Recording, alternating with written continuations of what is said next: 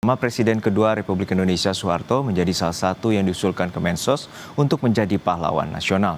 Menteri Sosial Saifullah Yusuf bilang usulan menjadikan Presiden kedua Republik Indonesia Soeharto sebagai pahlawan nasional sudah memenuhi syarat.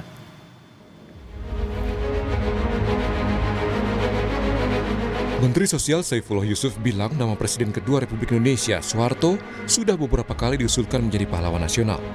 Namun ketika itu menuai kendala karena adanya TAP MPR soal korupsi, kolusi, dan nepotisme. Namun setelah TAP MPR tersebut dicabut, usulan Soeharto sebagai pahlawan sudah memenuhi syarat normatif. Menurutnya pemerintah akan mendengarkan berbagai pendapat, namun juga menimbang kebaikan dari Presiden kedua RI, Soeharto. Mengkaji lagi di Kementerian Sosial juga dipastikan lagi lewat beberapa tokoh, mulai dari akademisi, sejarawan, juga kita tokoh-tokoh masyarakat ya, yang bersama-sama mendiskusikan usulan-usulan dari DPR. Nah, setelah itu kami nanti akan lanjutkan ke Dewan Gelar. Dewan Gelar nanti akan dikaji lagi dan baru selanjutnya ke Presiden. Nah, dari nama-nama yang ada yang ramai itu adalah tentu di situ ada Pak mantan Presiden Soeharto, ada Gus Dur, gitu, dan tokoh-tokoh lain lah, banyak sekali ya. Itu semua memang punya peluang untuk. Namun usulan Soeharto menjadi pahlawan nasional menuai pro dan kontra.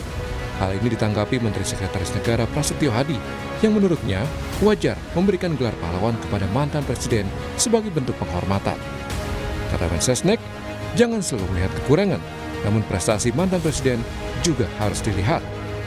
Menurut kami, ya, mantan-mantan presiden itu sudah sewajarnya untuk kita mendapatkan penghormatan dari bangsa dan negara kita.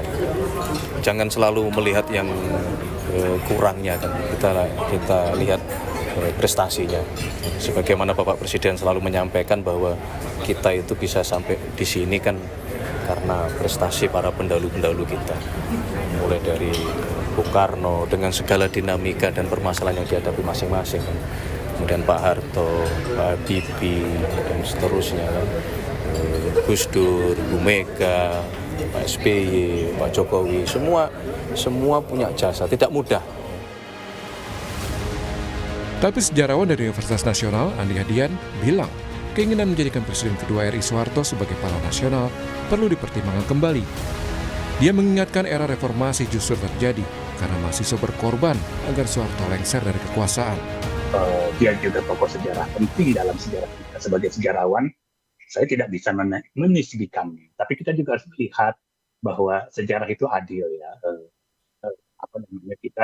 Kita harus menempatkan segala sesuatu dalam proporsinya. Jadi katakan lagi, tadi disebut reformasi. Kalau pertanyaan saya, untuk apa reformasi terjadi? Mengapa mahasiswa mengorbankan dirinya turun ke jalan saat itu untuk meminta Soeharto mundur? Ada apa di situ? Itu suatu sejarah yang juga saya akan sampaikan sebagai satu, kalau dalam ini artinya historical circumstances itu jelas.